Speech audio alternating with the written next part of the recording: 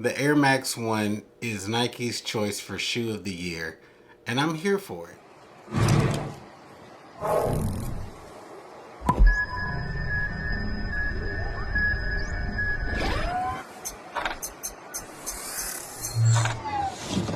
Air Max 1 is naturally comfortable, so its transition into golf seems like a no-brainer. This latest edition is the peak of the design. A few weeks ago, Nike on the lifestyle side released the Air Max 1 86 Big Bubble. And 2 days later on the Nike app, the golf version appeared. Similar style, a few tweaks with the sole and kind of creating a spike system, but nothing significant. If you were to take a swift glance, you would not be able to tell the lifestyle version from the golf version.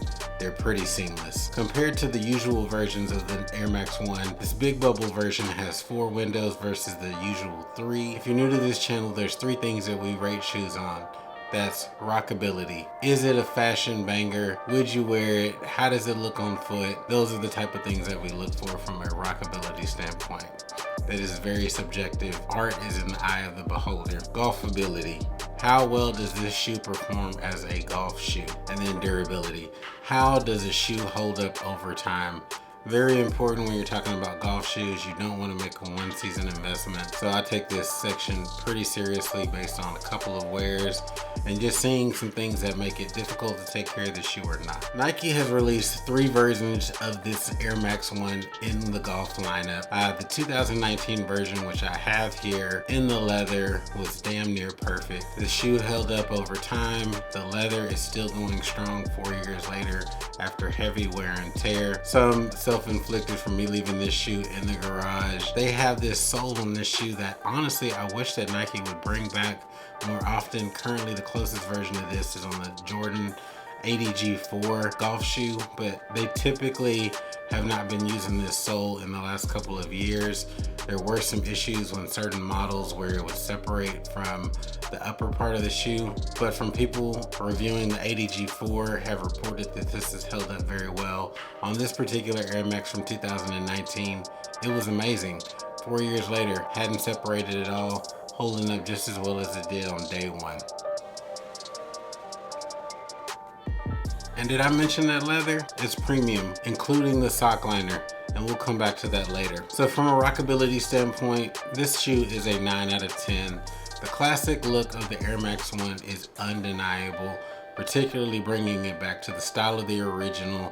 There are a lot of videos that were released when the Big Bubble came out. We're here to talk about the golf version, which is still readily available in certain sizes. I would anticipate this one is going to come out multiple times in terms of restocks, and from a blue version as well that you saw in that early preview video. This design has held up over 37 years. Nike has remixed this shoe so many times that at this point they have the formula down to a science, and this shoe is no exception. The recognizable shoe mixed with premium soft touch materials make this shoe one that you would want to pick up, especially if you are a kid of the 80s and 90s like myself. Even kids of today know the Air Max 1. It's undeniable.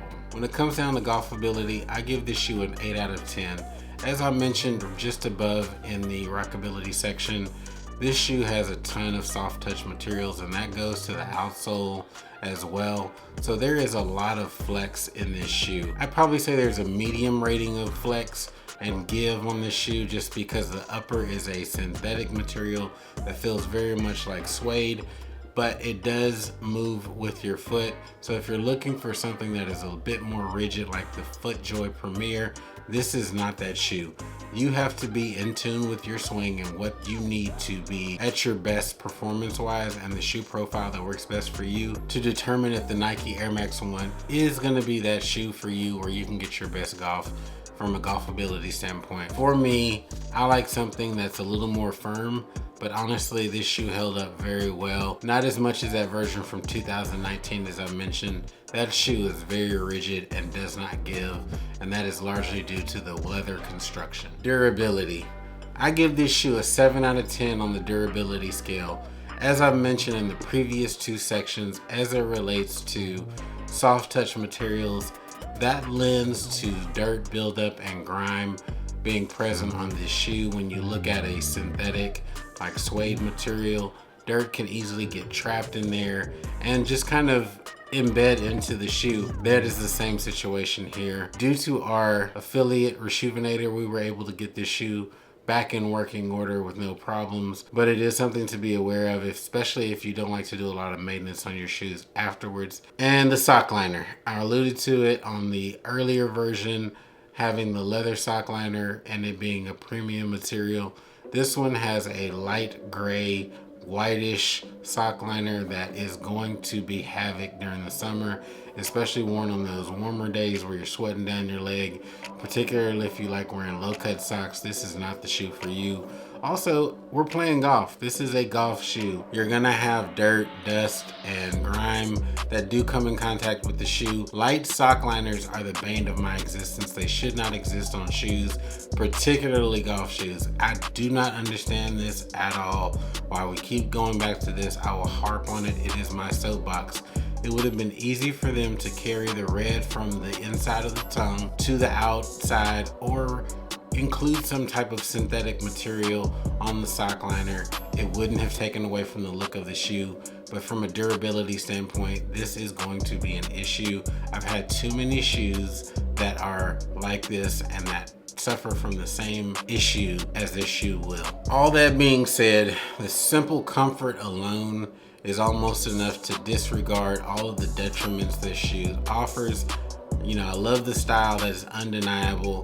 The shoe is freaking comfortable. With that bigger bubble, soft outsole material, it is amazingly comfortable. You could easily walk 18 to 36 holes without having any issues with this particular shoe. Be on the lookout for them releasing this shoe in different colorways throughout the year. It's probably not going to be the big bubble version, but they've already started off with the Masters version. There's one planned for the PGA Championship as well as the US Open.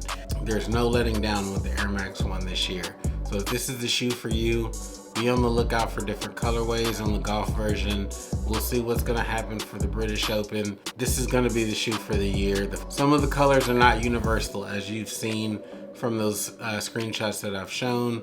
Again, I also mentioned that the blue version will be coming out at some point in time. You like golf sneakers? You found the right channel. I have a review coming up with FootJoy soon. Also True Links wear as well, especially once the temperatures start warming up here. We've been up and down with a lot of rain here early in spring, so I'm looking to bring that review, but unfortunately the weather hasn't cooperated enough for me to do that. Lock in with me. We'll catch you on the next one. Peace.